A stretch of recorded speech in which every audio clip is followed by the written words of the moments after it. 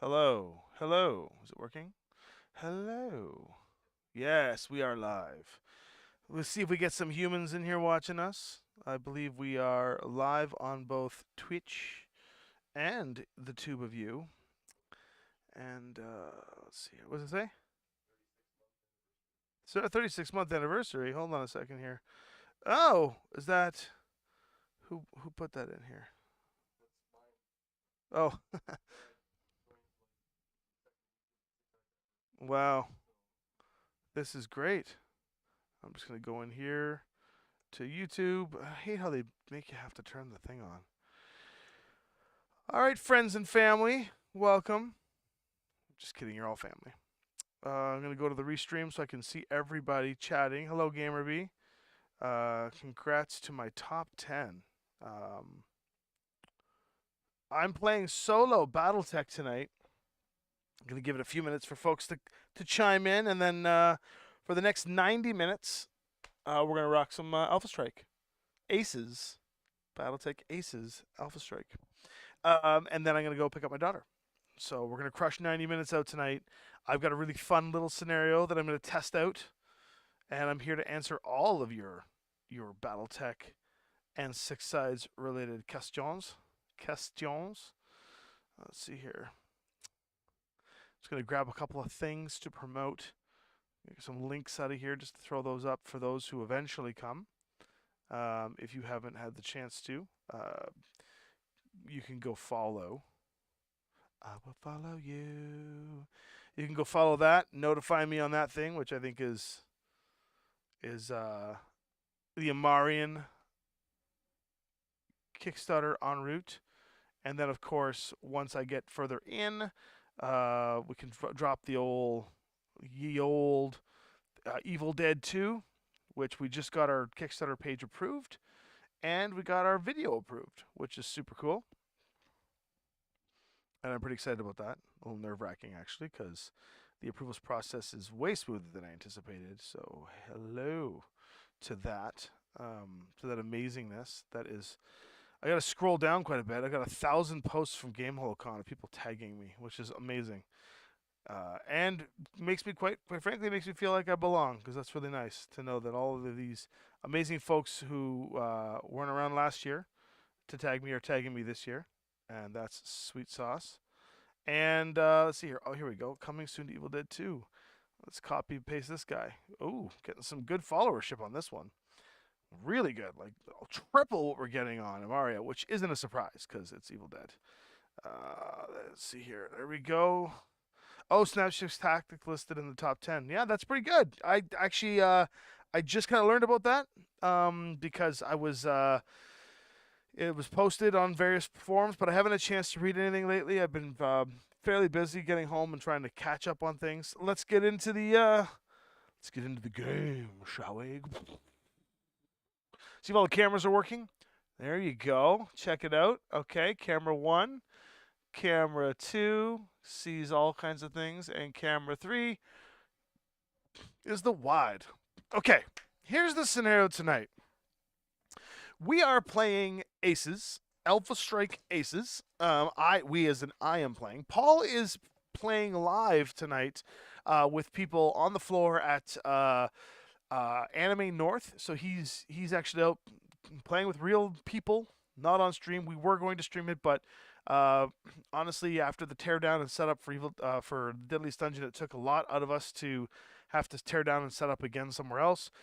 For one night, so we decided that it would be best for me just to stream from the regular studio here at the Six Side Studio, and we're gonna go for the next 90 minutes hardcore mode, and I'm gonna play this thing as hardcore as I can. The Curetans. This is their base. It's the same map as when we played with Josh, except this time this is an all-out defense. This dropship, the Lynnvander dropship, has crash landed here and is going to need some time to get figured out. We're going to go for a grandiose total of 6 rounds. So we'll put the little timer out here, a sixer up there. We're going to go for 6 rounds, and at the end of the 6th round, the ship will be prepared to leave, and we have to defend the ship from the onslaught of these very angry Curetans. Now, there are 1, 2, 3 missile boats sitting, or missile turrets in the middle of this base, which are defenses normally for the Cretans. But this time round, they want to destroy this ship. So what I'm going to do is I'm going to grab some more dice from Foam Brain. Thank you, Foam Brain. I'll grab some more dice, and I'm going to put some hit points on these. Actually, I'll use these glass dice. It's easier. I'm going to put some hit points on this ship, on the armament. And while the engine is getting repaired, these missile boats are going to shoot at the boat, or at the drop ship. And if the drop ship takes, they will deal 3 damage each. And if the drop ship takes 25 points of damage, we'll mark that off right over here. People can see it nice and clean. If the dropship takes 25 points of damage, then the armor has been penetrated and the repairs cannot be done and the ship will be grounded, in which case then Lynnvander, who was outgunned a little bit, will have to kill the Cretans, but then there will be more forces of the Cretans coming. So time for Draco Invictus to be destroyed. On our side, we have what you can see over here. I'll just grab my little guy here. What you can see is we've got the Pegasus, which is Paul's favorite, everyone's favorite. Inside there, we got the Thunderbolt. Or I'm sorry, that's it's a Thunderbolt. The Thunderbolt is the mech that Devin is known to ride. We've got the Phoenix Hawk, which is the mech that Ryan rides. And then on the other side, which you can't see because of the various forms of the fact that the focus is over here, and I can't change that focus because it's all the way across the table, and I am solo today. We've got the Highlander, which is my guy, my main man, and we got the Locust, which is run by Adam. So these are going to be the defense mechs, and I've got them all laid out over here. And then we've got the Cretans over here, and for the Cretans, we've got a Blackjack, BJ3, a Warhammer 8R, which is right there. We've got a Catapult C1, an Archer 2R, and a Wraith TR5, all primed up. So they are quite juicy, and they are pissed off that we are in their base, and they're coming to get us through this little porthole here. They're coming to get us. We need to get that drop ship the hell out. Lynnvander is going to defend it as best we can. Each of these has 4 hit points. I'm going to do the spread fire damage situation here. Each of these have 3 hit points. We can target and destroy those, which will take a lot of pressure off of the 6 rounds we have here. I guess the other problem is that these guys eventually are going to try and take us down. And for the AI, each of the decks have a wonderful Aces deck underneath them. We have 2 Brawlers. Hello, Big Tuna Big Turkey. We've got a whole squad of awesome folks here. Jason Amez and Zagaro. Welcome, welcome, welcome all. We've got all of our Aces decks hidden behind, so the AI will be operating the Cretans, and we'll see just how awesome Lynnvander is when only I am playing tonight. This is Alpha Strike. I do not know Classic enough to play it solo. I kind of need my main man, Paul, to help me figure that out. But for the sake of the fact that I am designing with Lynnvander and with Lynnvander, the Aces decks, this is how we're going to play this one out. Okie day for the dragon. Oh, I see what's going on here. You guys are going after the Cretans. You want the Cretans to win. I see how it is. All right, fair enough. Fair enough. Let's get right into it, shall we? I think the Cretans should be rolling red, so I'll let them roll the red dice. And I think Lynnvander should be rolling blue. Huh, how about that? Red versus blue. So I'm going to roll that up right now. Red versus blue. Boom. It looks like red. Holy shite.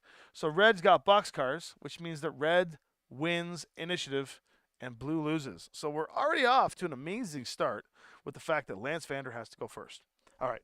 I'm going to choose, let's see, I got the Locust, Phoenix Hawk. I think I'm going to choose for simplicity the Highlander. And the Highlander is going to jump to safety from the mechs and try to take out one of these turrets like right away. The turrets, by the way, you know what? We'll do the turrets at the start of the round. Let's do the turrets at the start of the round. So we got 3 turrets firing. 1, 2, 3, 4. So 1 short range and 2 medium range.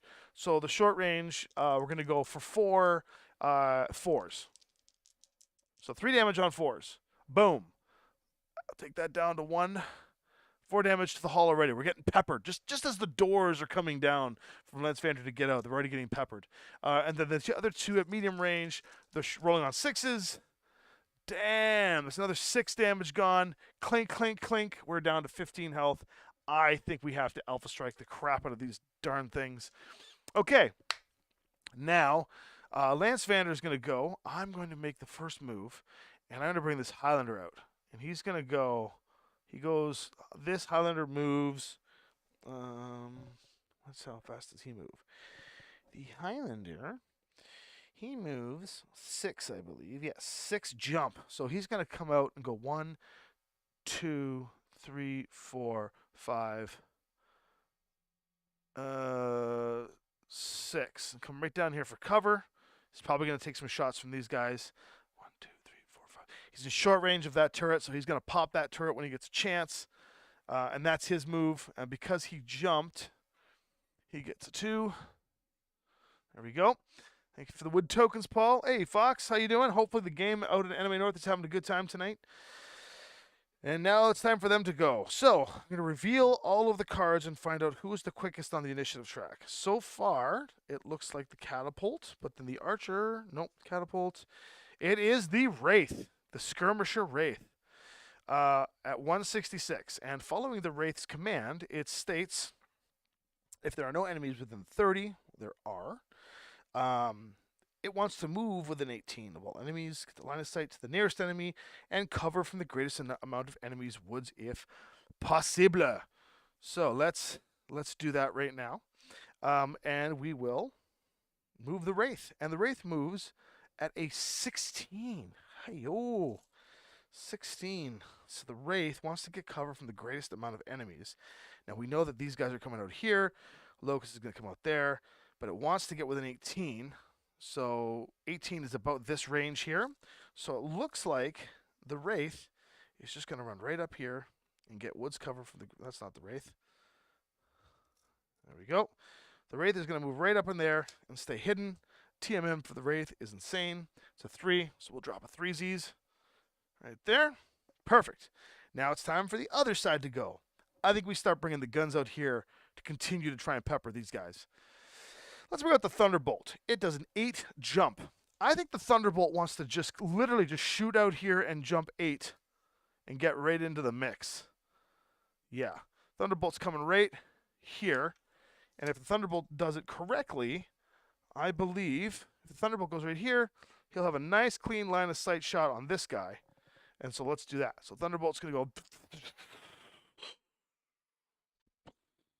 right down in there. Got nice cover. Try and shoot that thing. Leave the Pegasus right there. And Thunderbolt is currently sitting at a TMM of 1 because he jumped. We're going to go for 2. Put that right there. Rock and roll. Rock and roll. So the Thunderbolt jumps over here. He's going to get a nice clean line of sight on that. Try and take these turrets out before they destroy our ship and make us ruin the mission, you know? Let's get those boxcars done, you know? Back over here, the Sniper, the Catapult goes next. And the Catapult's card says, so it's going to move to the next one because the enemies are now very within range. It would like to get to the highest elevation if possible. The Catapult does have jump jets, okay? So it's going to go to the highest elevation possible, at least 12 inches from all enemies. So it wants to get somewhere up here. Now the Catapult jumps 8. So the furthest that the Catapult can jump to get the highest elevation possible is right here. So right up high. This is what the Catapult does, folks. Gets up high and shoots. Gets nice and high up there and gets perfect angles on people. That Catapult, because it's so high, will now get a clean line of sight on the Highlander. And unfortunately, it cannot hit the Thunderbolt because the Thunderbolt did a good job hiding.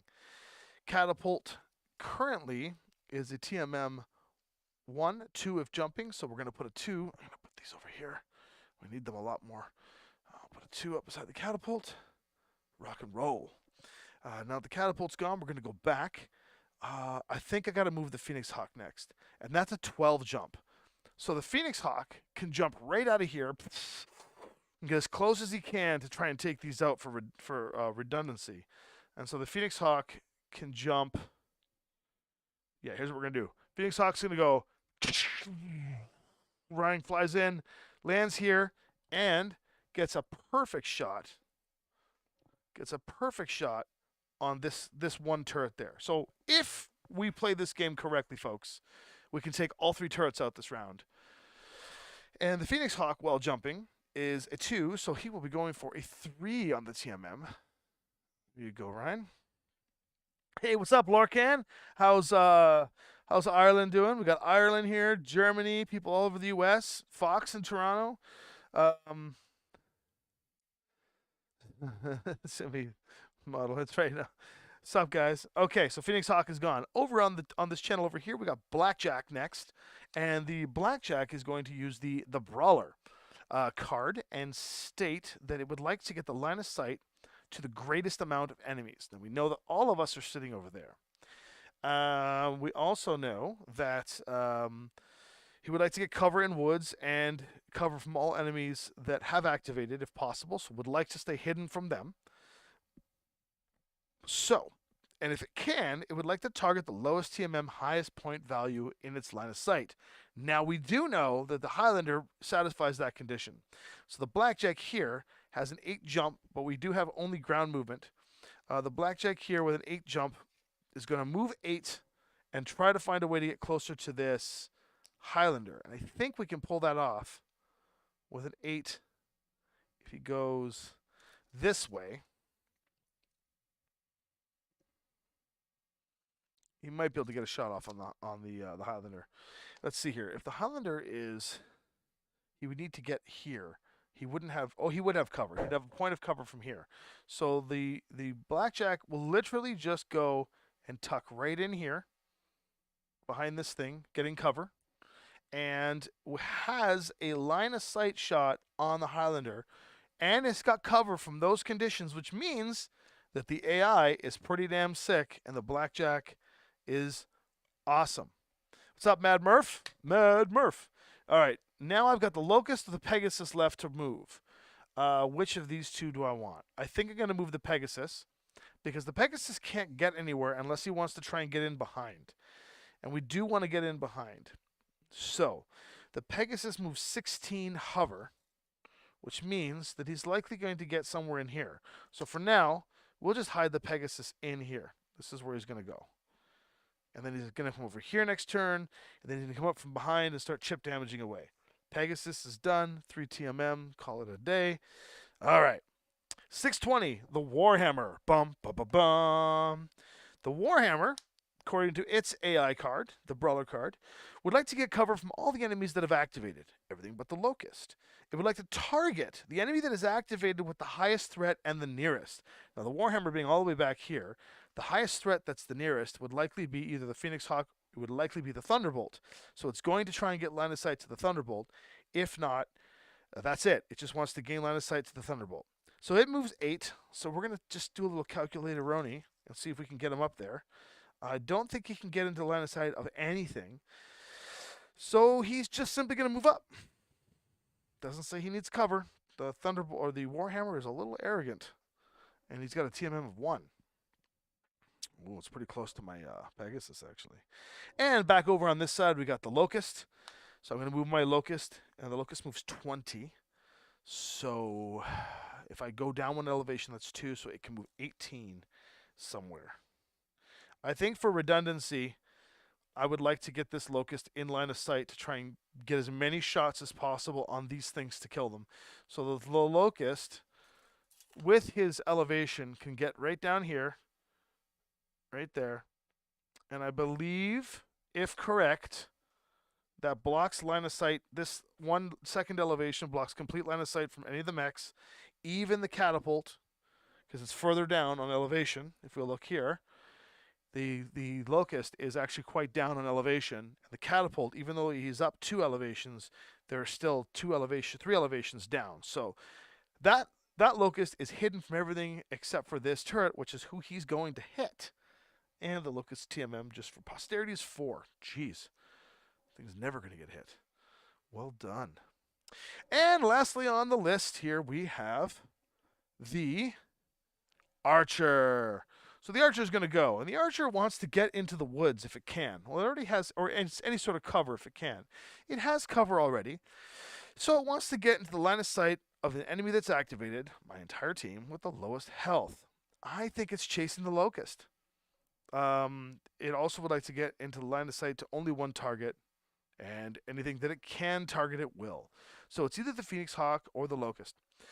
It moves 8. Let's see what happens here. If it's moving 8, it's going to try and go up ahead. If it can go here, and let's see, if it's there, I would say he would get line of sight, not on the Highlander. No. If he goes around here, I would let's see. 8 inches can get him literally if he bends, can get him right there. If he goes here, if the archer goes there, he has no shots coming in from the. There's too much cover, and it looks like no, that's too much cover. So there's nowhere he can go. So then his defaulted action will be to try and get to line of sight to any target. In which case, if we go back here, he would go here, and he would get a shot off on the Highlander because he wants the line of sight on any target. So he would get a shot off on the Highlander.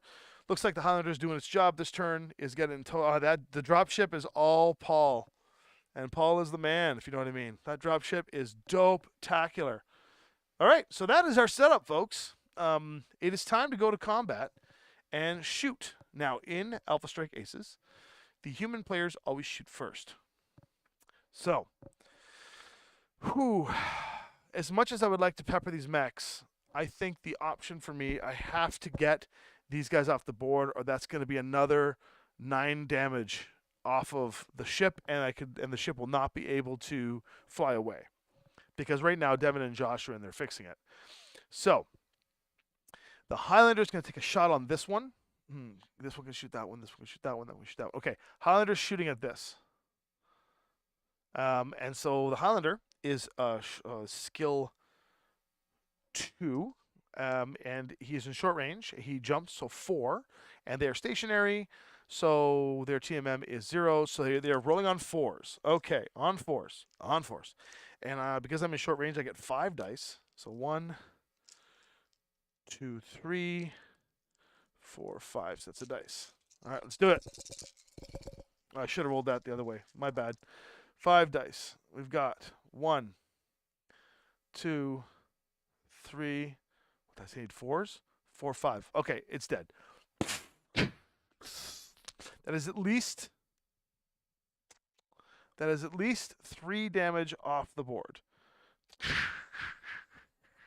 Highlander did its job.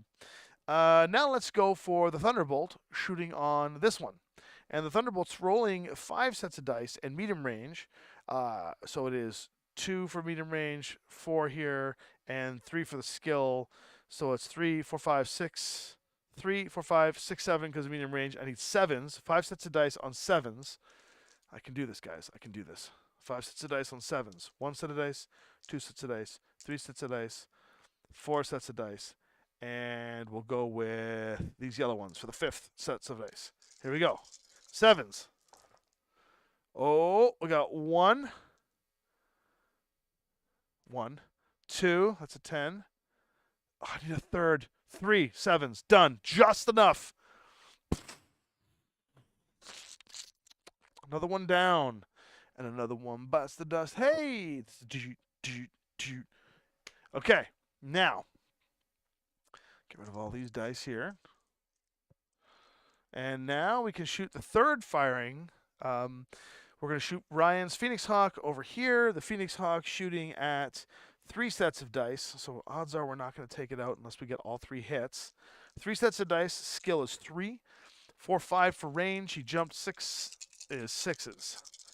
So he needs 6s.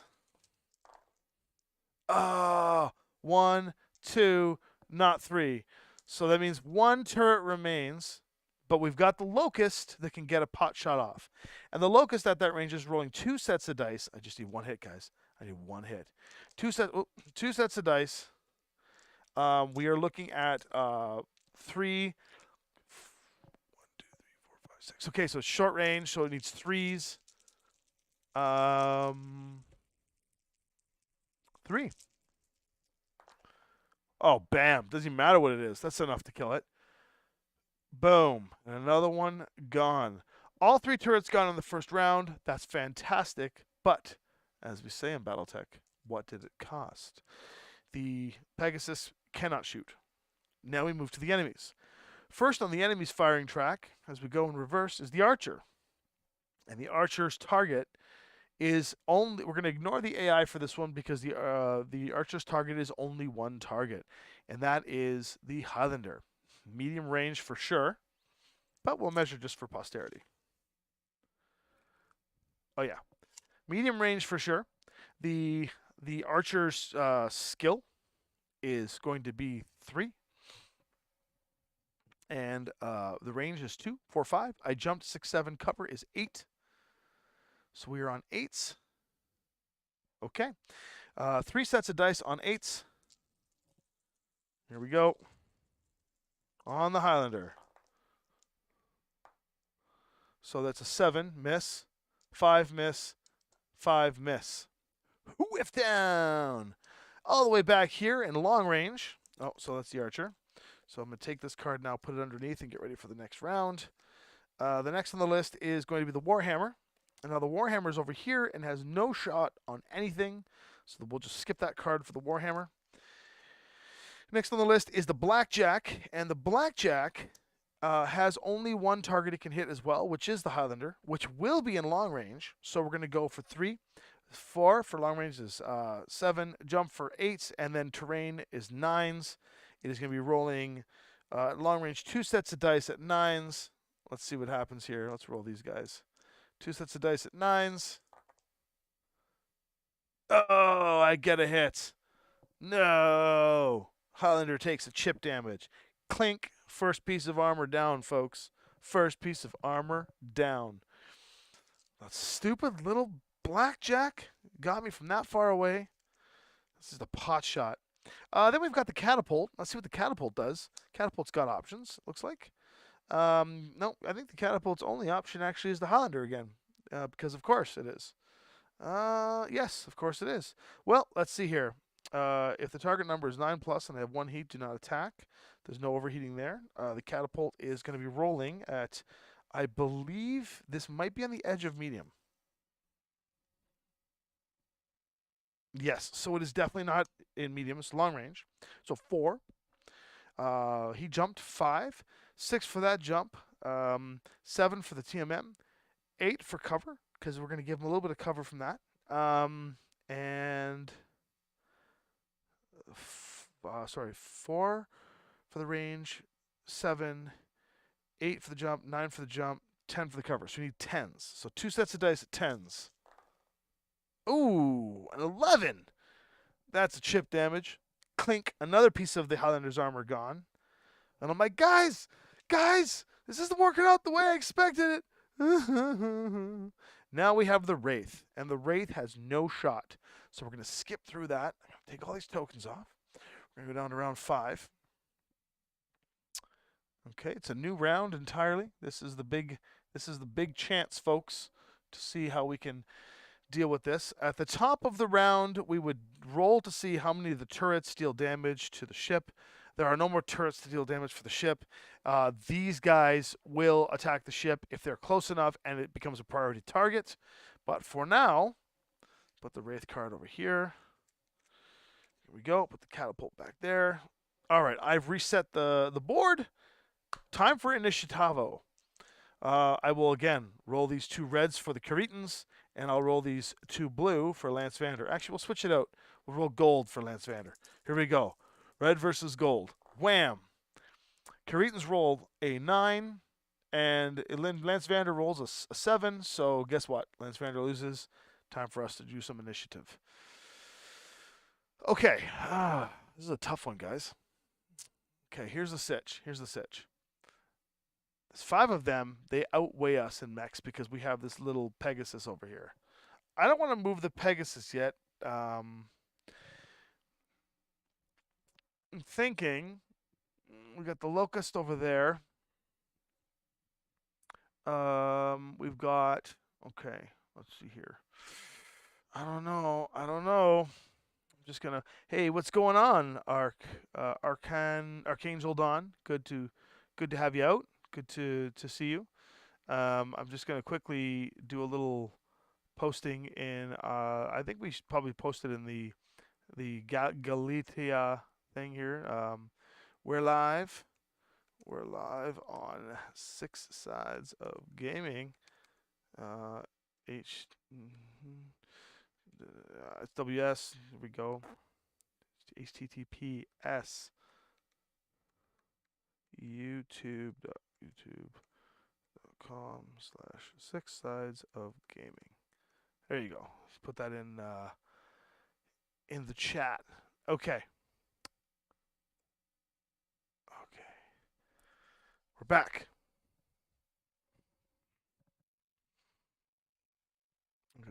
Let's see here. Okay, so we got to move. Now, I want to do an initiative sync here somewhere. So I think the Highlander has to be the initiative sync. And I think the Highlander wants to go and be kind of a soaker because we saw how that worked really well last time.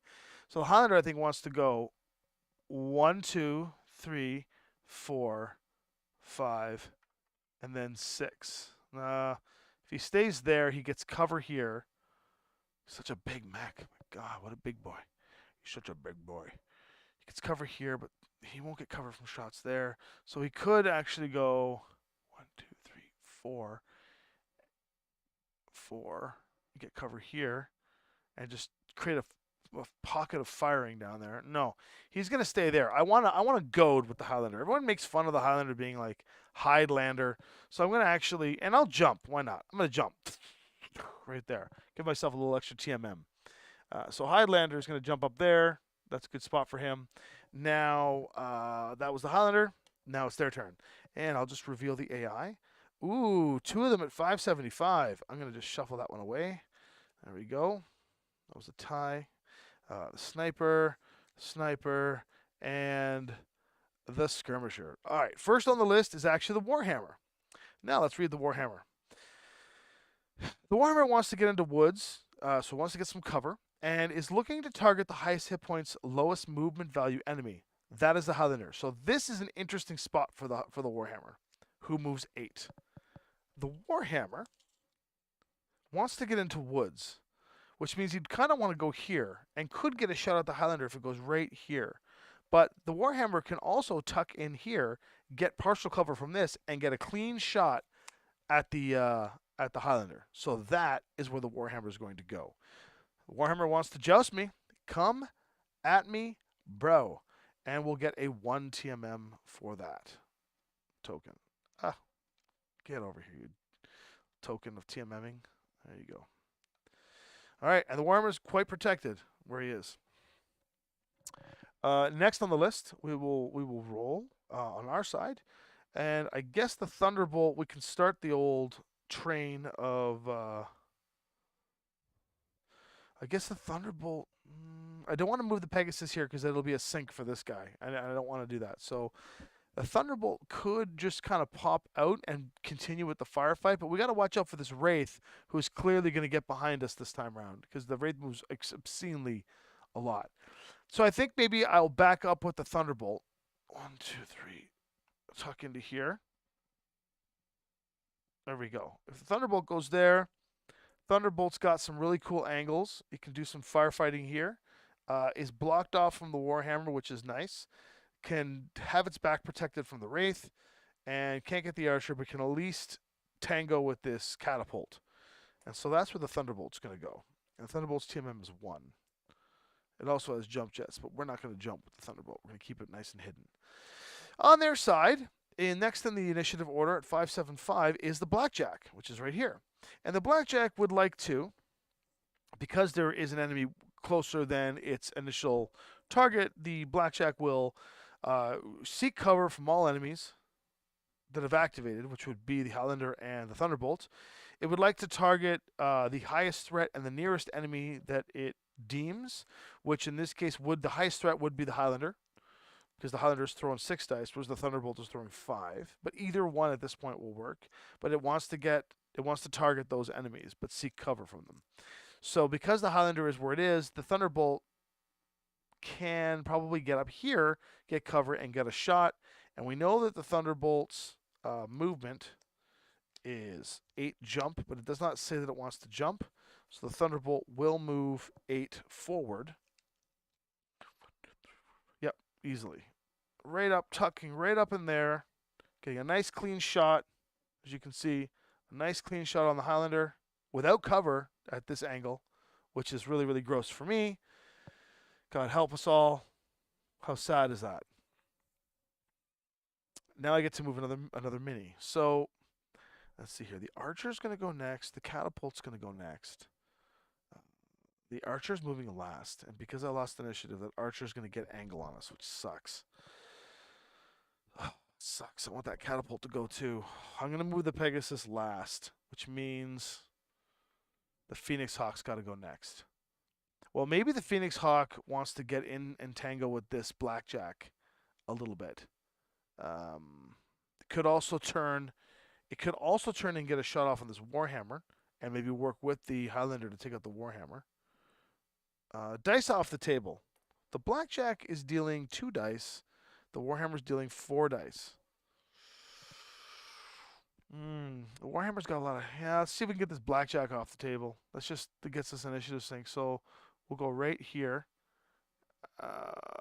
No.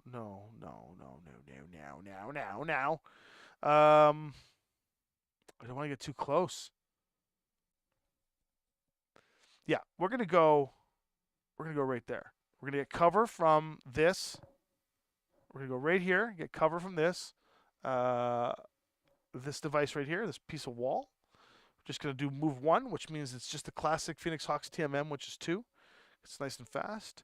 It's gonna get into a barrel fight with this Blackjack, and currently can also shoot the archer, and it is protected from the Warhammer, and the catapult is 1 elevation ahead, so the catapult is protected.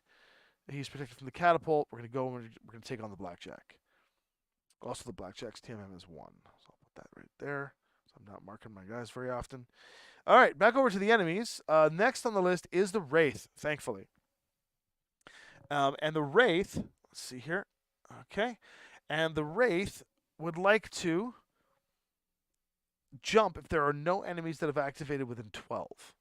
Luckily, the Blackjack has activated, so it is going to go to the next movement target, which is if you can move behind a target that has activated and has decent threat, then you can go behind that target with the fewest enemies in line of sight. Now, it would like to gain cover. It can, with it's jump targetable, it can jump 14, so it theoretically can get behind. It can get behind. It cannot get behind the Highlander. It can get above. If it lands here, it can get above the Thunderbolt. You know what? That's where it's going to go. So it can get above the Thunderbolt. It doesn't get rear on the Thunderbolt because he's shooting from the top down. Now, in classic Battletech, this would be insane. But look at that. Look where he is. He's right up above the Thunderbolt. He can't get behind because the Thunderbolt protected himself there. But the Wraith can jump there. And the Wraith's TMM is 4 for jumping. That Wraith is going to be the end of us. That's a problem. We got to get that guy out of here. Wow. Stupid AI. Who wrote this? Then we've got, on our side, we've got the Locust and the Phoenix Hawk. Sorry, the Pegasus. If I move the Pegasus forward, it's going to be a target for the catapult and the archer, and I want to get that Pegasus in behind. The Pegasus could also move over here and get a shot on that Wraith. I mean, the odds of hitting are pretty rough. It would be 8. We got to try, because the Wraith is not too squishy, but the Pegasus does 2 points. Let's at least have some fun with it. So 1, 2, 3, 4.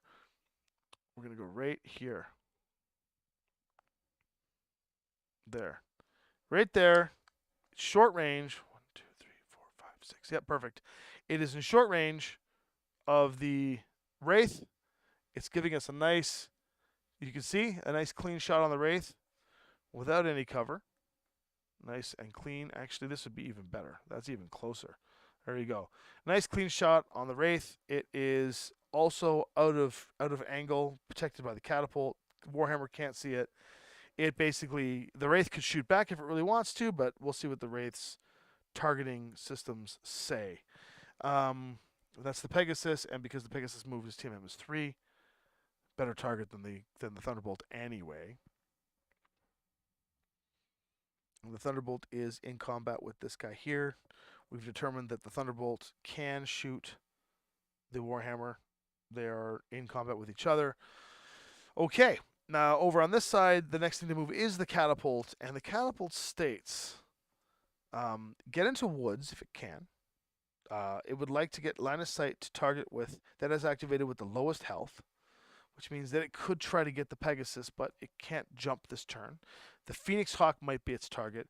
It would like to get line of sight only to the target and to target the target it's choosing.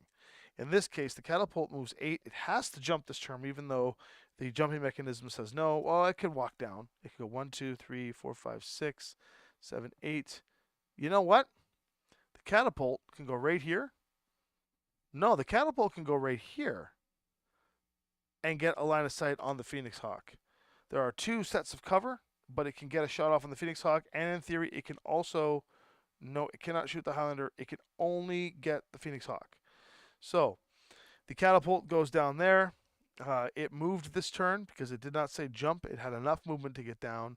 Its TMM is 1. Damn, this little thing. And finally, on our side is the Locust. Now, the Archer moves next, so the Locust is not going to wrap around like I would like it to. Can the Locust with 20 get up behind that Wraith? The elevation is going to be crazy. Let's find out. The Locust. All right, so if it goes here, you go 1, 2, 3, 4, 5, 6. So I'd move even 14 from it.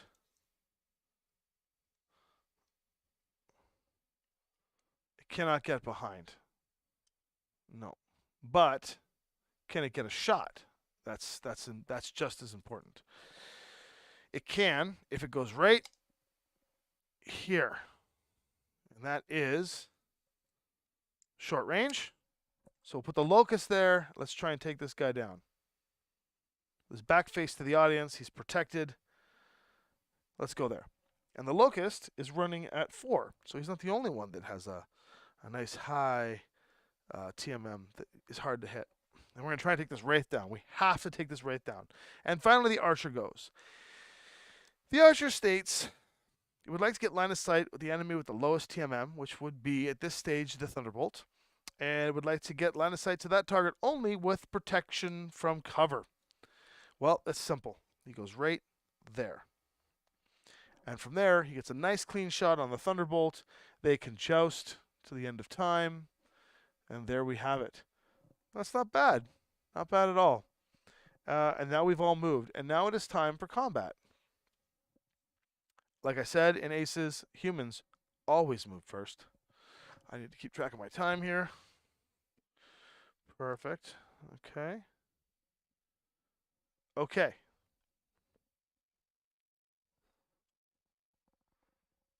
Let's just make this work. Okay. I guess we might as well shoot with redundancy, right? The Highlander has only a shot on the Warhammer. The Highlander has a shot on the Blackjack. And the Highlander, if it really wants... No, it cannot shoot the Thunderbolt. And I think it cannot shoot the Wraith. I wish it could shoot the Wraith. So the Highlander has a choice. The Thunderbolt has a shot on the Archer. The Thunderbolt has a shot on the Warhammer. The Highlander has a shot on the Warhammer. But we want to try and take these off the board. So we're going to try and take the Blackjack off the board. So the Highlander is within medium range of the Blackjack. There is 1 point of cover. I jumped, so it's 2. 3 for jumping. 4, 5 for range. 6 for TMM, 7 for cover. So the Highlander is rolling 6 sets of dice. 1, 2, 3, 4, 5, 6. 6 sets of dice. And we need 7s, I believe. 2, 3, 4 for range, 5 for jumping, 6 for cover, 7 for TMM. So 7 sets of dice. Or 6 sets of dice at 7s. Oh, hell yeah. 1 hit, 2 hits, 3 hits. That's a miss. 4 hits. That's a miss. So 4 hits on the blackjack, which doesn't quite remove its armor, but it gives us 1 armor left on the blackjack. Clink, clink. Eat it, mother. And it goes. Now, we'll get the Phoenix Hawk to take a shot. Phoenix Hawks roll on 3 sets of dice at medium range. 3, 4, 5 for medium range. 6 for cover, 7s as well. So 3 sets of dice on 7s. We'll go 1, 2, and 3 sets of dice on 7s. Let's get in. Let's get in. Let's chip this guy down. Oh, that's a critical hit. That's the only hit that hits, but it's a critical hit. The good news is all the armor is gone. The better news is the critical hit is, oh, I don't have a crit chart on me. I don't know the crit chart. Darn it. Does anybody on stream know what the crit chart is? That's, I gotta grab a crit chart. Give me a sec. I think it's over there. 1 second, guys.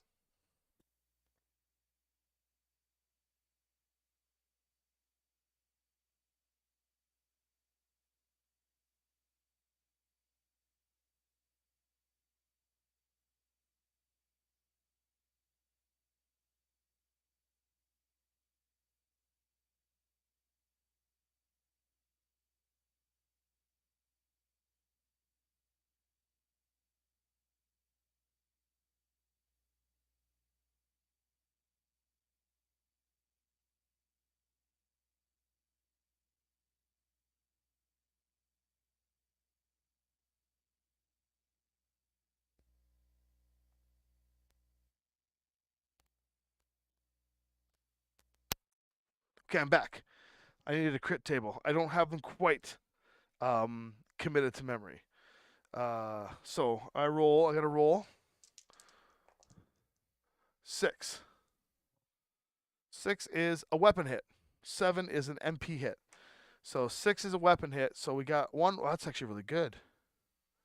It's -1 damage for the blackjack, which brings him from 3s to 2s, 2s to 1s. And we've almost got the blackjack dead. He's got 4 hit points left, and that was just from 2 max shooting. Let's see what we can do to the Wraith. So we'll put this little Pegasus here on the Wraith. We've determined that it is short range. 3, and then 4 for the TMM. Plus, that's right. So 3 and 4 is 7s. So 2 sets of dice at 7s. Let's see what we can pull off here. 2 sets of dice at 7s. Let's go for the Steiner and the Federated Suns dice. 2 sets of dice at 7s. Absolute misseroni. Okay, well, we won't roll those dice anymore. See what the Locust can do. The Locust is shooting 2 sets of dice as well, and it will be shooting on 7s as well.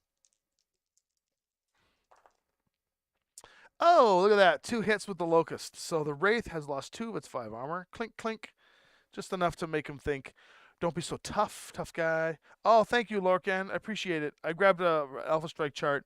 There was a bunch of classic ones here that Paul left, and I just realized it had been so long since I played Alpha Strike by myself, or Battletech by myself, that I just didn't remember. But I appreciate that very much. Now, the last thing for us to shoot is the Thunderbolt. It's going to pepper into the Archer. Let's try and take this Archer down. I think the Archer has... the Warhammer's a little easier to take down. They're the exact same. But we're going to try and take the Warhammer down because it has more punch. And if I'm hitting something, I might as well hit which has more punch if they're the same health. And the TMM is a little bit... It's the same. So the Thunderbolt is rolling on 3, 4, 5 for range, 6 for the TMM, 7 for cover. And the Thunderbolt's going to be rolling 5 sets of dice at 7s. There's 2 sets of dice, 3, 4 sets of dice, 5. 5 sets of dice at 7s. I don't want to roll these ones. I want to roll these guys. There we go. Oh, that looks like a crit. It's not. There we go. So it's a 9. That's a miss. These are cocked. 6 sevens. Okay, perfect. So 1, 2, 3, 4 hits. Boom, boom, boom, a boom. 1, 2, 3, 4. That's just over half the Warhammer's armor. Big Red's in here. What's up, BR? Want to jump in and chat? You can talk while I do the game. I think I can figure out how to do that without Devin here. If you want to chat, let me know. I'll pop you into Discord and see if I can get that connected up. I've only got an hour, less than an hour. I got to go pick up my daughter. I'll jump in. We can chat for a minute. Just give me a second, guys. Hold on a second. There we go. All right. Move over here. You guys can still hear me okay. I'm going to go to the desktop audio. And I believe, if I was told this correctly, I need to go into Discord. Give me a sec. Oh, it's updating Discord. Of course it is.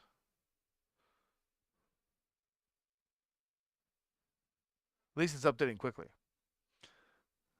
Discord is updated. Jumping in. Anytime now. You can do it. You can do it. You can do it. Let's go. Let's go. Oh no! Give me a second. I have to log in with my phone. It updated, so it kicked me out. Red, red, red.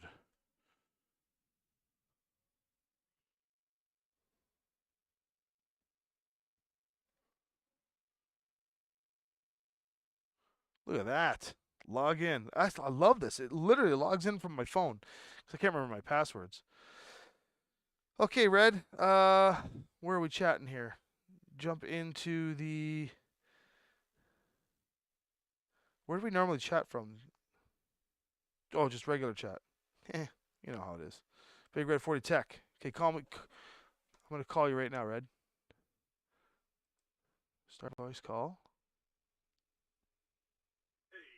Oh, I can hear you. Now let me just get you into the rest of the crowd. And then we can chat. Audio properties. Speaking twice. Okay. He's speaking to me twice. Which one is real? Oh no. Okay, guys, can you hear Red? Hello, everyone. Because if you can hear him, then we are rocking and rolling. Nice and easy. Simple. Are you fighting against the AI tonight? It looks like you caught me red-handed, man. Yeah, red-handed. I'm playing with myself. I'm playing with myself on stream. Oh no! Oh no! Oh, he's with an echo. Okay, I know how to fix that. I'm smart. Well, I mean, I like to imagine the echo is just like my overwhelming personal power just booming through the internet. Might also be. It's not a technical issue. It's not a technical issue at all. Right. Let's see here. I think I know how to get rid of that. Oh, I think I have to go into Discord and I have to silence you in Discord. No, that doesn't make sense. Devin, if you're in chat, tell me how to fix the stupid thing. Just trying to make life more fun having Red to talk to. Where do I do that?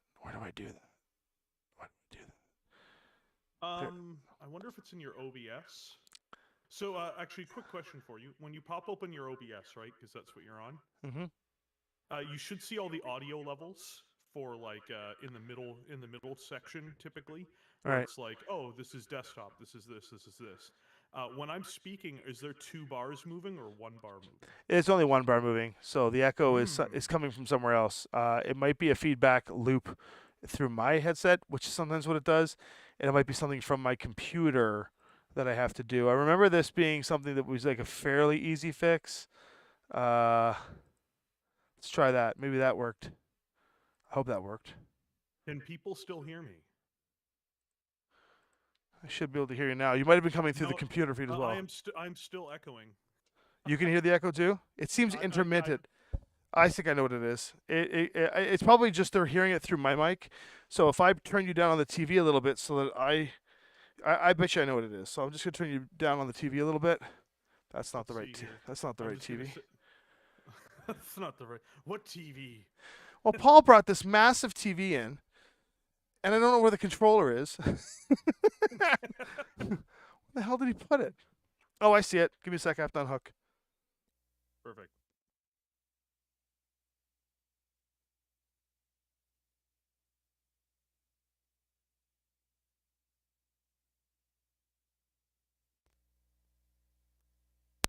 Okay, I'm back in. You should be a little quieter. Let's see what happens here. All right, I can hear you fine. Hopefully, it's okay, guys. I sound right now. At least I think I do, based off Yeah, of what I just yeah, heard. you do. But And so what it was is that the headset that I have was picking up because yeah, the picking TV up was on in full the swing. audio. Yeah. Yeah, the audio on the TV. But yeah, how's it going, Tommy? You guys were super busy. Like, obviously I'm on your Discord. By the way, guys, don't forget to join their Discord. Yeah. Um, and like, I was seeing the updates. I also, of course, did from time to time drop into the streams to watch the shenanigans at Gamehole, one of the most. It seems like a very fun convention, but that name, Right. Right. But that that name name. has done really good for them. So far so good. Yeah, it's been so far so good. What I'm going to do is maybe what we'll do for time's sake is I will maybe you can chat and I'll do a bunch of stuff and then I'll just tell people what the hell just happened and Sure. explain the dice rolls and stuff as we go along. Yeah, man. So, yeah, just when it comes down What do you to got coming you up? guys have been, you guys have. Oh, me. I'm working on the Black Marauder video, which is a Halloween video that I am currently doing. It's based off of an anthology story done by Catalyst Game Labs that they released a little while ago, but it's been going on for a while in various short story forms. I believe it was Lance Scarinci who is the primary writer for the Black Marauder, Mm-hmm. and it's like a Lovecraftian horror in BattleTech. Where, like, you're not really quite sure what the truth is. The truth could be a lot of things. It could be that the Black Marauder is a malicious artificial intelligence. It could be that the Black Marauder is an extra-dimensional being that has inhabited the Marauder's chassis. Or it could be that the person who was affiliated with it is just deeply mentally sick, and it's all in his head. So it's a big piece.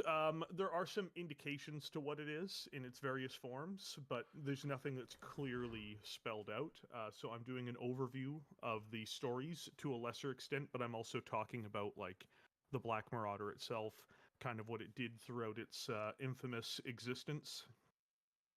And I've been working on that script now for 3 days.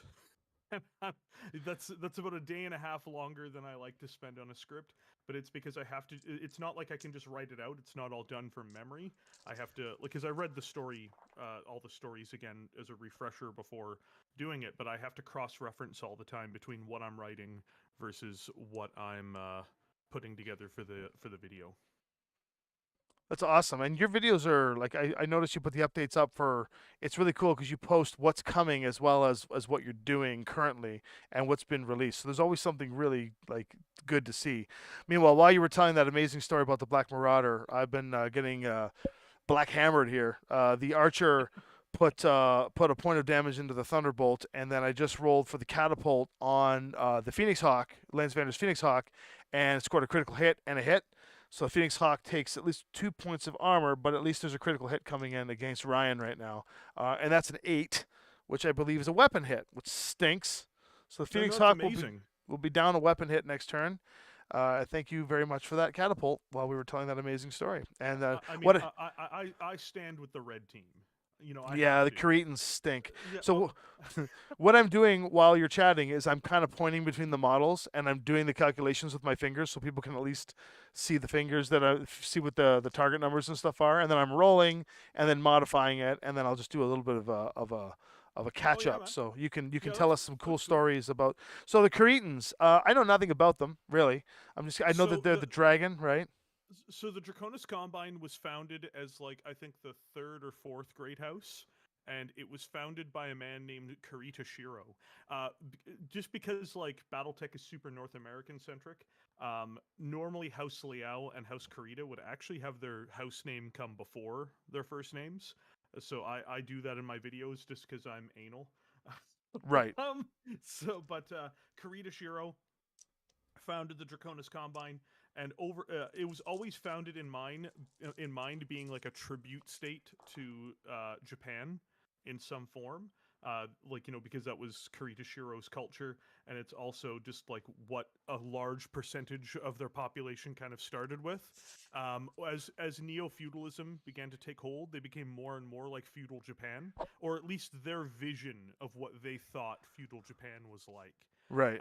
Oh, so they are like the Japan group. Oh yeah, they're a Japan allegory, 100%. There's different groups of people in the Draconis Combine. It's not all just like space Japan, but its central governing authority is heavily based on Japanese culture. And so yeah, like they're even the Kurita family is named actually after a Japanese admiral from World War II. So Oh, nice. Yeah, it does sound yeah. very Japanese. But yeah, it's just it's space Japan. It's like, to simplify it down, it is and it isn't, of course, because there's a lot more to it. But functionally speaking, it has a lot in common with being space Japan. Right. While we're talking about Space Japan, the Wraith pumped 3 points of damage into the Thunderbolt on top of its head from where it is sitting up here on top of the. That's better to see it from this angle. On top of the drop ship, pumped 3 shots into the top of the head of the Thunderbolt. If this was classic, we'd be rolling for crits on the head. And the Phoenix Hawk took an additional point of damage from the Blackjack. The last thing to fire before the next round is the Warhammer. And the Warhammer's AI, it doesn't have any overheat, but it is going to go for the lowest range band that it can destroy with no cover. The only things it can shoot at are the Thunderbolt or the Highlander. Based on this, it wants to go to the lowest TMM with no cover. That makes them both a tie. So it's the shortest distance in inches. It will be the Thunderbolt. So we're going to go at 3, 4, 5 for range, 6, 7 in total. Throwing 4 sets of dice at 7s. There we go. And that's not a crit, thank God. Is it a crit? No, it's not a crit. So 1. It's always a critical. Always. 2. That's a miss. So 3 more hits into the Thunderbolt, stripping all of its armor away and ending the round with that. Now, just to give you an update on what the scenario is, the Lynnvander pilots have crashed the ship thanks to a space battle, and we have to do some repairs on the engines to get out. The ship had 25 hit points to start, so we only have 15 left. There were turrets. This is a Korean compound. There were turrets that were blowing the ship away, which we had to take out in the first round, which means we couldn't have fought the mechs, which made it a bit difficult. We're going into the tick down. We're going to the second round now of 6, so we're going to be ticking down to 1. If at the end of the first turn, I'm not going to be able to finish this scenario tonight, sadly, because the timing. But at this point, we're just trying to see, gauging to see the Curetans are trying to take out Lynnvander so they can take over the ship and get all the cool stuff on the inside. Technically, on the first round, the enemy Curetans would have reinforcements coming in, and we'd be really in trouble. But as it stands right now, the damage output is heavily in the Curetan's favor, so the AI is winning. The Blackjack is down with no armor. The Warhammer is less than half its armor. Everything else is untouched because the Locust. Oh no, the Locust put some damage on the Wraith, did it not? Fun fact for you, Yep. Tommy. You don't want to get captured by the Draconis Combine. No, we really don't. Yeah, so I'm just letting you know, like, for no other purpose than, of course, is just a public service announcement. If I were in Lynnvander right now and the situation looked this bad, I would actually begin panicking. I'm actually panicking a little bit because I'm going to roll for the next round and see what happens. Red being the Curetans, the gold being Lynnvander. Here we go. And I've lost initiative every round. Except this time around I win. Red, you're good luck. 6 for Lynnvander, 3 for the Curetans, which means that Lynnvander gets to go first, which is very, very good because that Wraith is obnoxious where it is and is causing a lot of damage to us. All right, so first things first. They get to go first. And on their chart, it looks like the Warhammer is winning initiative on their chart. So the Warhammer is going to go on 20. And the Warhammer wants to... there are enemies within 30, so it will try to get into woods and targets the lowest TMM enemy with the highest point value, which we know is, in fact, the Highlander. It wants to try and get line of sight from that target and cover from all other enemies. Warhammer moves 8. This is where the Warhammer currently is. The Highlander will likely stay somewhere in that range. So the Warhammer is going to move up. Warhammer ideally wants to go here, but the Archer's there, so he's kind of pissed at the Archer. But I think the Warhammer moving 8 can get here. It's going to go into cover there and continue to try and pepper this Highlander from a distance. From a distance. Now we get to go. The Thunderbolt needs to get the hell out of dodge. It has no armor left. We need to get it to a safe space to do the some. safest space in the world is just to punch out. Just eject the Thunderbolt and let the pilot fend for himself. He'll be fine. Could you imagine? Yeah, the Locust did 2 points of damage to the Wraith. I did that. I think I accidentally put it on the Warhammer. Because the Warhammer did some damage, took some damage earlier from the Thunderbolt. No, it took 4 from the Thunderbolt. I just didn't mark the Wraith. There we go. Okay. We need to do an initiative sync here, and I think the Highlander's still doing a good job syncing. So maybe the Highlander wants to. I don't know. What do you think? I gotta sync something, guys. What do I think? I mean, I think that the Highlander should definitely begin panicking. That would probably be the best course of action. I've heard once you start flailing, that's when you're kind of like at your best. Once the pilot is out there, he's screaming through the headset. The rest of the team's trying to keep morale, but the leader cracks first and just like books. He's like trying to get back into the half burnt down dropship. They're like, Tommy, come back. He's like, shut up. Highlander's gonna kick some ass. He's jumping down. He's jumping right down. He's gonna go tuck right in behind this pillar, and he's gonna go face to face with this Warhammer, and we're just gonna end this guy. We're gonna end him. So that's the Highlander. Now on their side, the next to move is 212, which is the Archer. Oh, this is working out wonderfully. The Archer, he wants to get close within 12 of all enemies if possible. He has jump jets, but he doesn't have jump jets on this card. He wants to get to the highest elevation. He wants the most enemies, most allies in line of sight, and line of sight to the lowest TMM.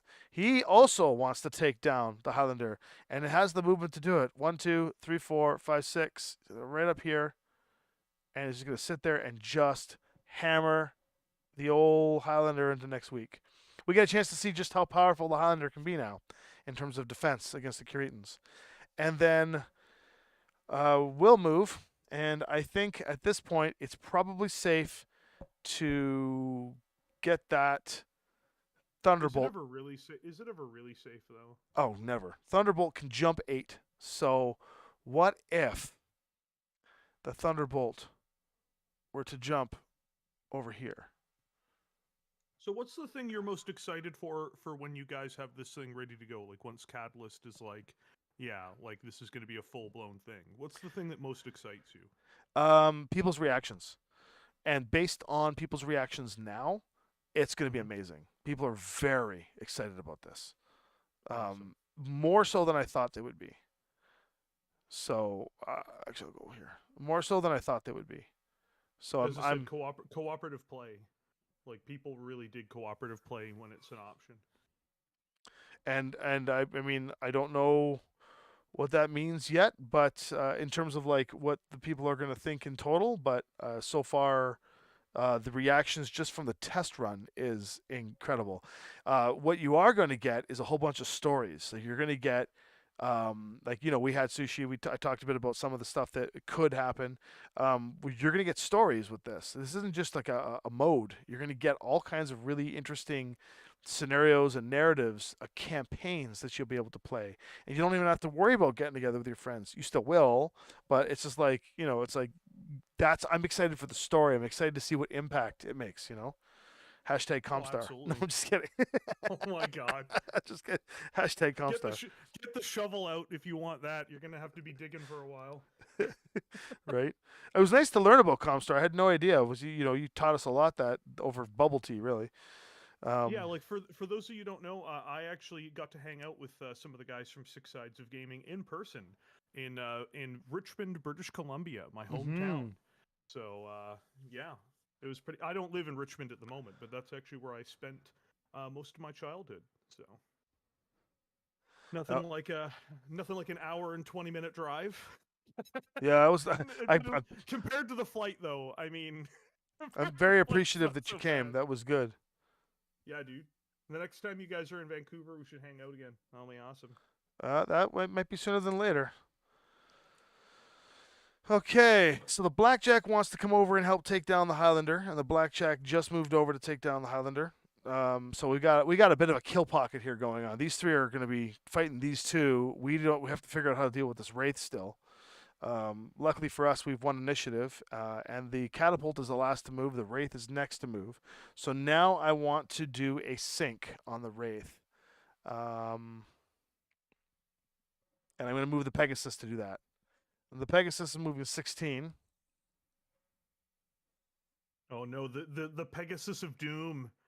Pegasus is going to go tuck Pegasus right. of Doom. Pegasus is tucking in right there. Next turn, it's going to come in from behind. I think it can go even further than that. Even no, It's the immortal Pegasus, dude. yeah, he's not doing anything right what? now.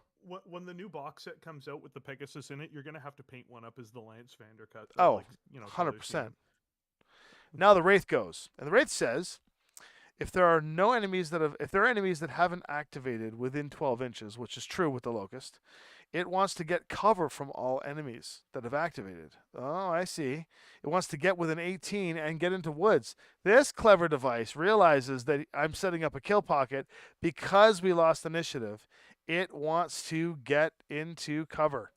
So it wants to get within 18, which means it's going to go quite a distance away. He's running away, the coward.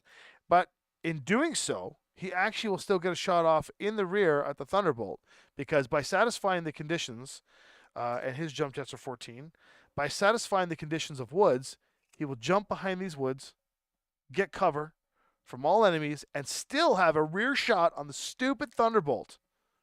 I'm impressed. I'm continuously impressed with this AI. It blows my mind. It's so hard to get around that Wraith. Ugh, gross. Well, it's in classic BattleTech, the Wraith is one of the best mechs to come out of Technical Readout 3055. It's disgusting. So good. And it's a mech from my favorite faction. It's a Free Worlds League mech. Purple Bird Strong. Well, now that Wraith is away and out of danger, I guess if I really, really wanted to, I could chase him down. Or at this point, I think I can get some shots in with the Phoenix Hawk in a way that makes sense. Because the Phoenix Hawk can jump 12, which means in theory, if I don't care about the catapult, I can get right behind here and pop into this Blackjack and try and get rid of the Blackjack. Catapult has yet to go. So maybe what I'll do...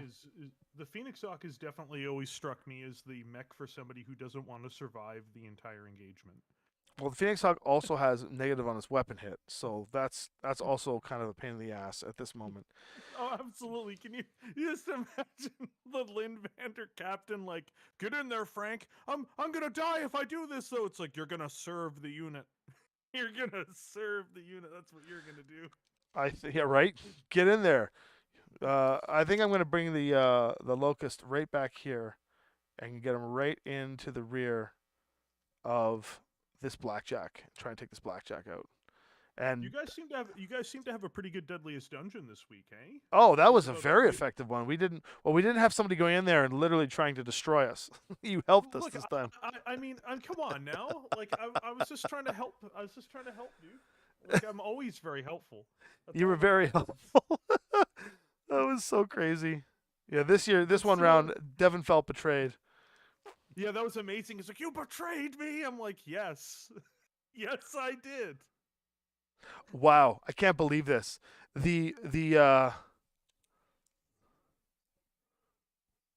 that was the catapult. Oh, sorry, the catapult has to go. I can't believe this. The Wraith, so the catapult, if you can get behind the target with the lowest hit points. So it's literally moving, and it says it wants to jump, but I guess it wants that for the height. So it literally wants to get behind, but he also wants woods. So if he goes right here, he gets the rear shot. That's perfect. So that little Locust is getting shot from behind from the catapult. Oh, so sad. That's fine. He's got his TMM4. It's all good. It's not the same scenario. It's the same map. But it is it's the same map, but it's a different scenario. The ship has landed, and Lynnvander has to defend against the Curetans. I'm by myself, so I don't really know. Uh, I haven't had the time. We've been traveling a lot, and I just got back in, and I haven't had the chance to come and swap the map out. So I'm using the same map, but different scenario. Uh, How much you guys do so much traveling, man. yeah. Like Well, that's the thing. That's the since I started following you guys, I'm like, my god, my god, the traveling never ends. right. The good news is that I'm done traveling for a while. That's the good news. Because yeah, like you've been basically nonstop traveling since like what, July? Do it like this. There, no rear shot on me. In theory, I should have done that as well, but that's fine. We'll put him there. Yeah, I've been traveling since traveling season starts in July. Like really starts in July. We have a couple things in Yeah. June, but July is when it starts to get. Sorry, end of July. So August is when it starts to just get out of control.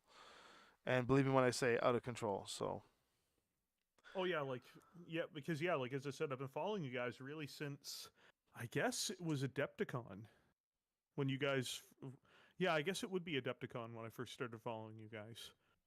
yeah, that's a good idea, guys. Larkin was saying his brain just went into shrapnel submission mode. I mean, submit some stuff for shrapnel cooperatively, some scenarios. Might be a good opportunity to get some cool stuff for organized play or just even bonus content for people to play aces with shrapnel. Creating your own stories and stuff, which I think I encourage that. It'd be a lot of fun. Okay, in I'm gonna go for some shots here. Thunderbolt is completely wiped of Like armor. even the prospect of traveling like twice next year is like a stressful endeavor for me. Oh I'm God, like, oh no. my god, I gotta travel like twice probably next year. That's horrible. And then, here you guys are. It's like, all right, guys, it's the 15th week in a row. I guess that's the 30th flight we have to take. You're talking about traveling twice next year. I'm traveling twice on the first weekend of December. I'm going to driving down to Philadelphia, setting up for PAX Unplugged, and then I'm flying to Columbus for GalaxyCon, and then flying back in the same weekend to PAX Unplugged to pack down and then drive home from Philadelphia. So I'm traveling So twice in a weekend. So I gotta know, and I'm just curious, like, because like obviously you're hitting up all of the conventions because of Lynnvander Studios, basically having a lot there. But when you're going to all these cons, what's the primary purpose of going to all the cons?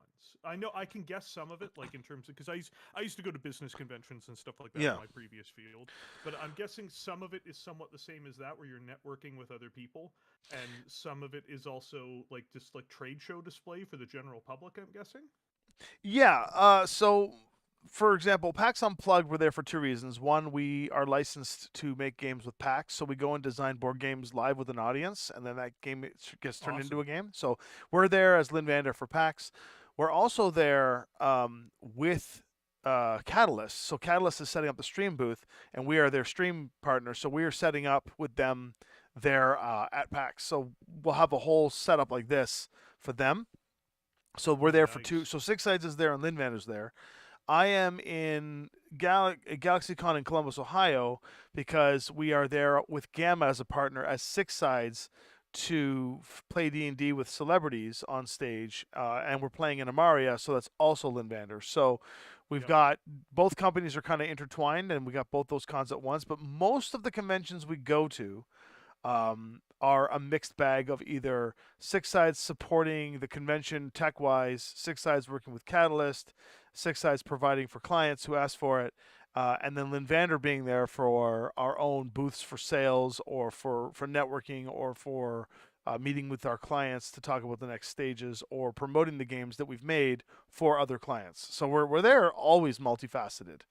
It's Oh, always that's multifaceted. yeah. Like I was just curious because I'm like, man, you travel so much. Like obviously there's again I have some experience with with stuff similar to this, but it's just like, man, that's a lot of traveling, and so there has to be a reason. to be a reason for this much flying. All right, so here's a question for you because I got one round of shooting here before I got to go. And so the blackjack and the war, and I apologize, guys. I said yes to picking up my daughter. My wife could have done it, but I said yes thinking that I could get this game done in 90 minutes.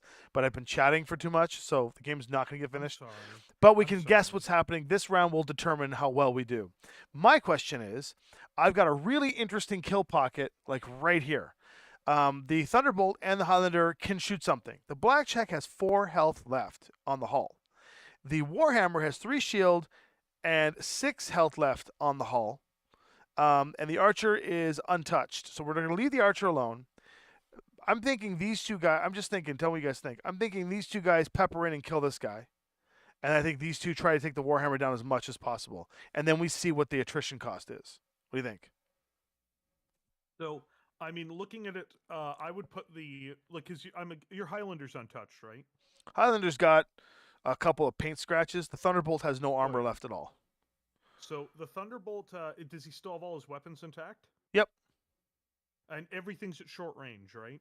Everything's in short range for the Thunderbolt. Yeah, he's throwing 5 sets of dice at the Thunder at the Warhammer. So yeah, like I'd put the Highlander and the Thunderbolt on the Warhammer, and I'd put the Locust All right. and the Phoenix Hawk on the Blackjack because they're back shots, so they'll be enhanced against the Yeah. Blackjack, which means it should finish him off. Okay, so let's do this. So I'm going to do the Locust in the back of the Blackjack right now, which This is is going where to the whiff happens. This Yeah, is where right? It's all ones. 2 sets. It's It's all good. ones the It's whole way happening. through. It's totally happening. 2 sets of dice plus 1 for the rear. So and we're looking at a total of 3, 4. We need 4s, 1s. Oh, yeah, that's good. All hits. 1, 2, 3 hits into the back of the Blackjack. That's 1, 2, 3 off its hull. It has 1 left. The crit been way is- more amusing if the poor Locust was drunk. Right, That's no what I would've critical preferred hit. The Locust pilot. I don't want to fight Space Samurai. Phoenix Hawk is throwing 3 sets of dice, but it has a weapon hit, so it's 2 sets of dice. But because it's in the rear, it's 3 sets of dice again. And it is also rolling on 4s. I need 1 to hit. Oh, look at that. I got my snake eyes. You son of a bitch. How crazy is this? I Did need you miss? only 1 to hit. 2 were a miss, and 1 was a hit. Oh, I should be rolling that on Oh. thing. Sorry. 2 miss, 1 hit. I got it. All I And that needed means was the 1. Blackjack's down. Yeah, Blackjack Blackjack's goes down. done. Right? So at least we got that down. But it took the Phoenix Hawk everything it had. Now I'm going to throw the Highlander. We'll do the Thunderbolt. It's going to throw 5 sets of dice. 1, 2, 3, Well, yeah, it 4, makes sense 5. to do the Thunderbolt. Short This is- range, 3, 4. No cover. 4. 'cause 3. even though firing discipline is more important in classic BattleTech, Mhm. firing discipline is also very important in Alpha Strike and in Aces. Very And much the reason so. why is because you don't want to throw extra dice into something you don't need to, or too little or too much. You have to kind of gauge how many dice need to go into the target. So Well, that you're not I needed wasting- 4s to hit, and I rolled Snake Eyes in a 3. Or is that a 3 or is that a 6? Oh, it's a 6. Okay, cool.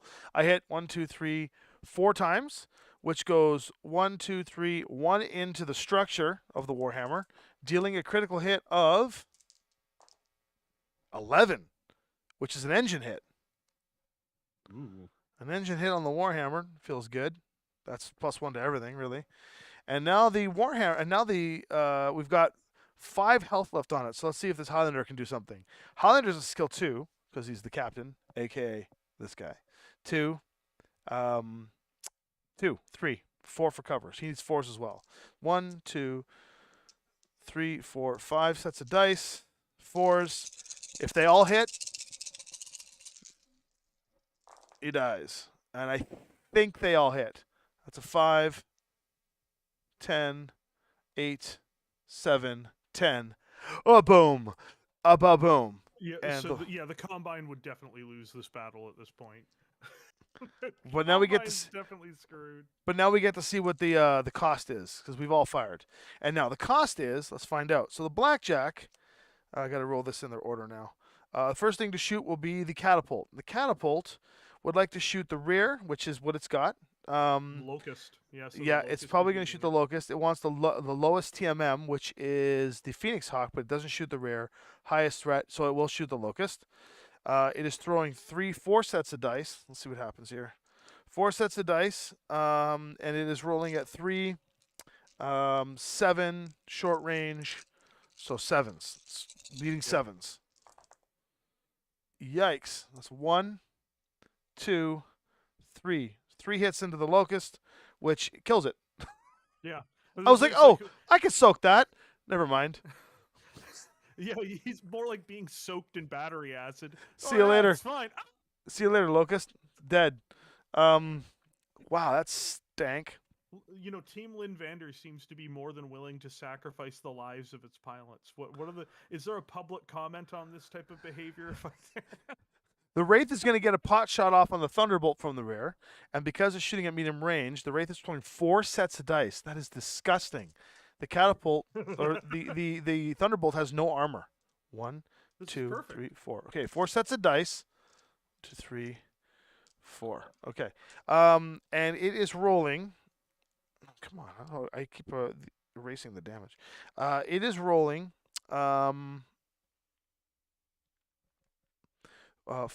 3 ranges 4, 5, 6 for jumping. Cover, no cover. So 6s. I need 6s. Oh, this is gonna hurt. Oh, Lorcan Nagel, I didn't realize that you wrote for shrapnel. Nice. 2 hits. Boom, boom. 2 into the back of the Thunderbolt. That's a crit.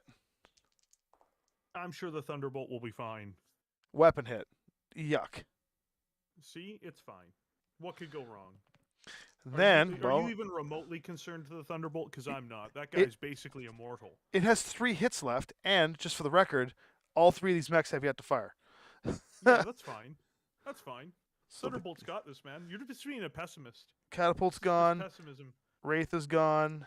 Next is on the list is the Blackjack. The Blackjack wants to shoot at the lowest. The Thunderbolt will outlive us all. 50 years from now, that Thunderbolt will still be in this game undefeated. Well, the Blackjack is taking its pot shot, its final shot before it dies, onto the Thunderbolt because it wants to shoot at what it can destroy at the shortest distance in inches, which is the Thunderbolt. The Blackjack shooting at 3. It is 1, 2, 3, 4, 5. It is short range, so it is 3. Jumping here is 4, 5. Cover is 6. It's rolling on 6s, my friends.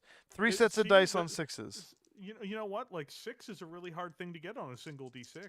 That means the Thunderbolt's gonna be just fine. Well, it just rolled 3 hits, and the Thunderbolt had 3 health, so the Thunderbolt dies. Wow. It would appear that my prediction was wrong.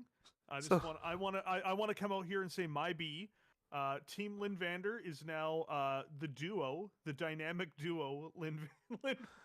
So let's see here. I'm just laying all the dead bodies on the field right now. There's 3 dead mechs this turn. Actually, you might be screwed. We're not done yet. We're not done yet. The Warhammer now has to take its parting shot, and its only target remaining is the Highlander. So it's going to be dropping 4 sets of dice into him. At 3, 4, 5, 6 for cover. So 6s. 4 sets of dice for 6s. 1, 2. Okay, 3, 4 sets of dice. 6s. 1 hit. Miss, miss, miss. Oh. Bam! Highlander takes its 3rd armor damage. Not even halfway there. Come on! And then the Warhammer dies. Because he died. He died. That's so unkind to say that about the Warhammer. It's probably the most popular mech in the game. Toast. Well, he's popularly dead. And then the last shot is the Archer. It's the last thing to shoot on their side. And then that will conclude my night because I do have to go pick up my daughter. The Archer is going to shoot at, basically its only target remaining is the Highlander. It's going to be shooting at 3. It is medium range, 4, 5. Cover is 6. I jumped for 7. TMM is 8. It jumped is 9. So he's shooting 9s. 3 sets of dice for 9s. 1, 2, 3 sets of dice. We're going to go for 9s here. We got 1. Wow. That's really pitiful. Yeah. So and then it doesn't die. So here's what we got going into halfway through the game scenario. We have the ship took over half the amount of damage to destroy it. I wish I had another half an hour to keep playing, guys, but I did make the mistake of saying I'd go pick up my lovely daughter, which I love her dearly, but I should have had my partner pick her up. And I do have a half-hour drive, and I have to go get her now. Fox Network, I also miss Paul. If only Paul were here right now. Yeah. Where's Paul? I miss Paul too, Fox. And that is Paul, by the way, saying that. I know it is. So here's the conclusion of the battle. You guys tell me what you think's happening here. We lost the Thunderbolt, and we lost the Locust. So Devin and Adam are dead. The enemy lost, the Cretans lost their Warhammer and their Blackjack. The Catapult and the Archer are untouched. The Highlander is chipped, about a third of its armor. The Pegasus, who's about to go on the next turn and roll around and rock and roll, is untouched. Phoenix Hawk's looking pretty good, but not the best. On the other side of the coin, we've got a semi-damaged Wraith, an untouched Archer, and an untouched Catapult. Predictions? Well, I mean, I would realistically, dice rolls aside, if it were human players playing right now, I would say that Team Lynnvander should be getting itself prepared for captivity in the Draconis Combine. Interesting. Well, you're not too wrong, because that Wraith is going to be a pain in the ass with the Highlander not having very much defense. The only defense that the Highlander has, is the Phoenix Hawk, which doesn't look too good right now. In a one-on-one, I think the Highlander could take the Archer out. We're pretty much like... Oh yeah, but Archer plus Catapult is the issue. Is like we got the Pegasus. Targets. We got the Pegasus. Oh, that's right. I forgot about the Pegasus light tank, dude. And that's the secret weapon of Team Lynnvander, the Pegasus light. It's garbage. It's garbage. At this point, the way I would do this is, because I'd have to survive 3 rounds, I would likely be retreating into cover and trying to create a bit of a kill pocket to survive the 3 rounds to get to the ship and take off. That's what I would be doing. So, and there you have it. So that's that. So Red, I'm gonna do some light pack down while you're chatting. Pegasus will win. See, B's got me covered. Yeah, I will be. Pegasus should do a death from above. Yeah, it just ramps itself off the hill, so it's like you see the hover floating through the air as it charges over the hill, gets a good 30 meters. How does a 16 directly into the How does a 16 hover do a death from above when it can't even get up? We need to get it a ramp, dude. We need to set up a ramp so it can just blaze up the ramp and then just takes off. And no, I know how it does it. Into the enemy. I know how it does it. It goes into the drop ship. It goes into the drop ship, so you can just ride around and get into the drop ship. Then the drop ship flies up and then pushes the Pegasus out. We actually talked about this at one point, where we're like, Savannah Masters are so cheap. You could just deploy them out of the dropship. You can drop them from low orbit. You can drop they're bombs at that point, but they're actually not that expensive. So do you know the nightmare that is the Savannah Master? Oh, I know the Savannah Masters. We did a scenario way back in the day that had the Savannah Masters. But you only know them from battle value. You don't know them from their in-universe value. So in-universe, they have currency values for these things. A single Savannah Master costs under 100,000 C-bills. So, it's like people always make fun of like, oh, it's not very good. It's like, listen, I don't know if you know this, but like a Timberwolf costs like 30 million C-bills. So you start doing the math and it starts looking really bad. So So I think it ended up being like 240 something Savannah Masters for the price of a single Timberwolf. That is disgusting. It's just you're gonna have a bad time.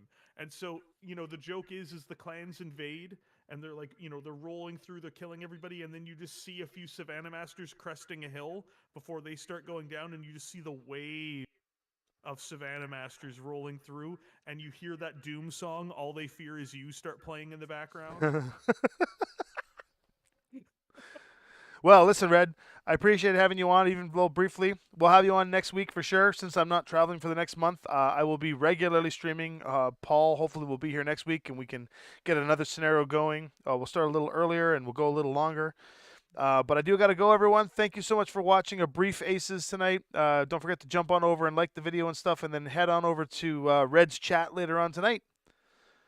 All right, guys. Have yourselves a good night. Thanks. Take care, everyone.